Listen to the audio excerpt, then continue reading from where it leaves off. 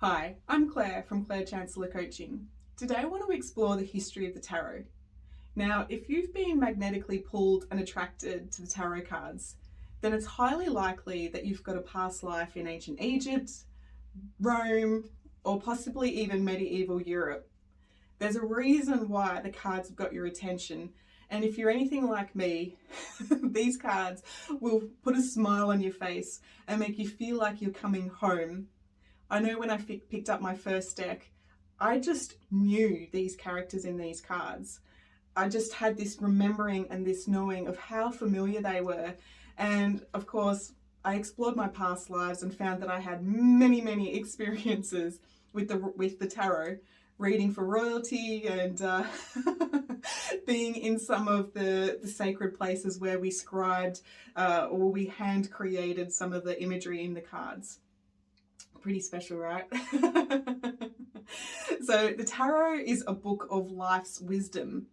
Thankfully, it's been broken down into 78 cards. And while nobody actually knows the specific origins of the tarot, many of the theories where it has come from takes us back to ancient Egypt, back to specifically the Book of Thoth, the god of wisdom, writing, and magic.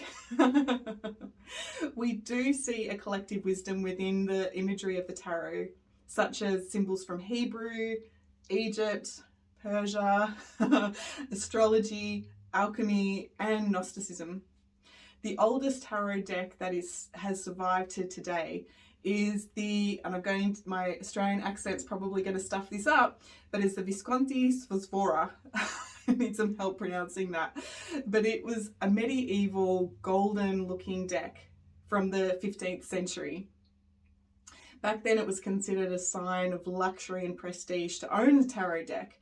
And it was a game back then that was played by the aristocrats and royalty.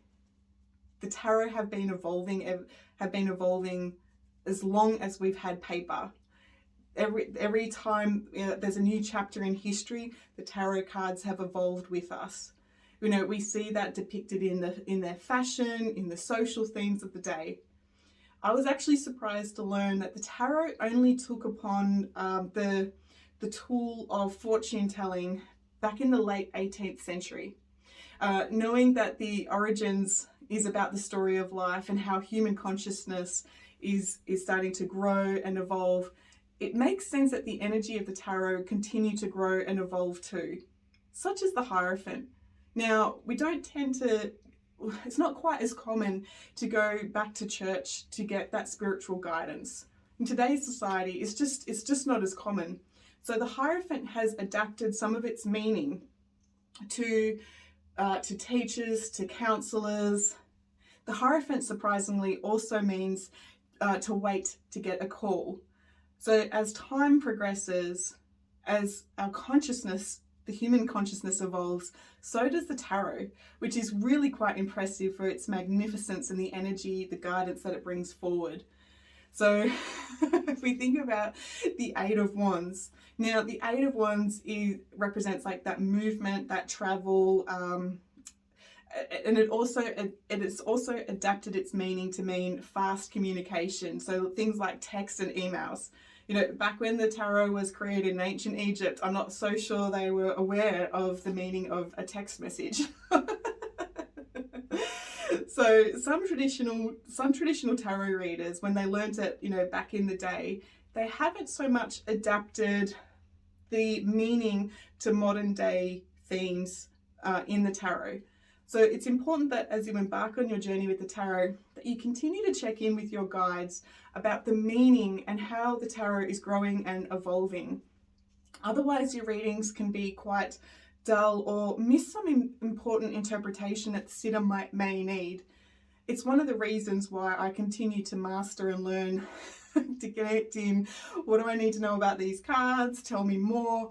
And I'm always surprised by the sparkle and the update of energy, just like updating your phone, right? It's just like, oh wow. I've got to tell you, like when I came across the 10 of Pentacles here, I just happened to hold it, that my guides are saying, see that little nooch there in the arch? That represents accessing the portals between the two worlds. And being Claire, I went off and explored. It was like, wow, did I actually miss seeing that little symbol there in the card? Has that always been there? Or like the Mandela effect, is that just been updated with the times? So I'm off track a little bit there, but when you consider about the history of the tarot, originally some of the themes from the Book of Life, the Book of Thoth, the mysticism, the meaning of life has been traveling with us as our human consciousness evolves. So continue to check in with your team and your guides about how your cards mean different things for you and for the sitters that are called upon to receive a reading from you. One last thing there, it would be highly recommended to go do a past life to connect in to where you know the wisdom of these cards, and check in, because a lot of the time when we do a past life regression or an experience of parallel lives or multidimensional lives of where this energy was created from or channeled in from, we can get an upgrade in our energy to have higher awareness of the meaning in these beautiful tarot cards. So there's a reason why you've been magnetically pulled to them. So I'm Claire from Claire Chancellor Coaching. I hope that all makes sense, and I will talk to you later.